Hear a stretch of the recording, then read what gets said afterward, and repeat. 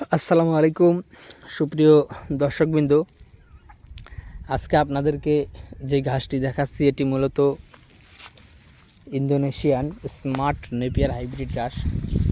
দর্শক, আপনাদেরকে আজকে আমাদের এই ঘাসের জমিতে নিয়ে এসেছি এবং এই ঘাসটি মূলত জমিতে কেমন হয় কিংবা এই ঘাসটি গরু ছাগল কেমন খায় অথবা এই ঘাসটির ফলন কেমন সেই বিষয়ে হয়তোবা কিছু কথা বলবো। দর্শকবৃন্দ, এই গাছটি মূলত আপনার যদি বলি আপনার কেমন হয়, দর্শক এই গাছটি আপনার অন্যান্য ঘাসের তুলনায় এটা কিন্তু অনেকটা খাটো হয়।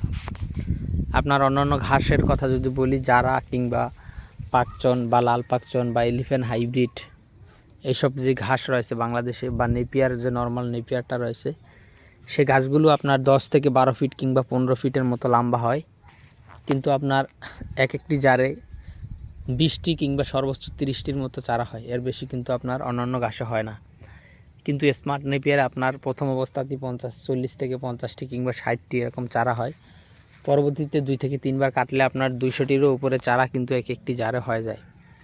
এটা হলো আপনার ফলনের হিসাব। আর আপনি যদি বলেন গরু ছাগল কেমন খায়, তাহলে আমি বলবো দর্শক, অন্য যে কোনো হাইব্রিড ঘাসের থেকেই এই ঘাসটা সবচেয়ে বেশি খায় গরু ছাগল। তার অনেকগুলো কারণ রয়েছে।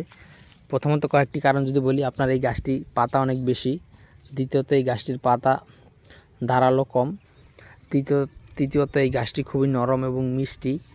পাশাপাশি আপনি অন্যান্য ঘাস যে গোড়ালিতে অনেক ডাঁটা হয় কিংবা গোড়ালি অনেক টাইট হয়, কিন্তু এটা ডাঁটা কম, পাতা বেশি এবং গোড়ালি টাইট হয় না।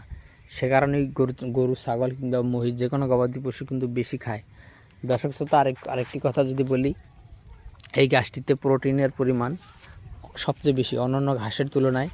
এই স্মার্ট নেপিয়ারে কিন্তু সর্বোচ্চ প্রোটিন বাংলাদেশের এখন যত প্রকার ঘাস রয়েছে এর মধ্যেই কিন্তু হাই প্রোটিনযুক্ত ঘাস কিন্তু স্মার্ট নেপিয়ারকে বলা হয়। তার কারণ হলো এই ঘাসে কিন্তু প্রায় 24 থেকে 25% মতো প্রোটিন রয়েছে। সে কারণে এই ঘাসকে কিন্তু হাই প্রোটিনযুক্ত ঘাস বলা হয়।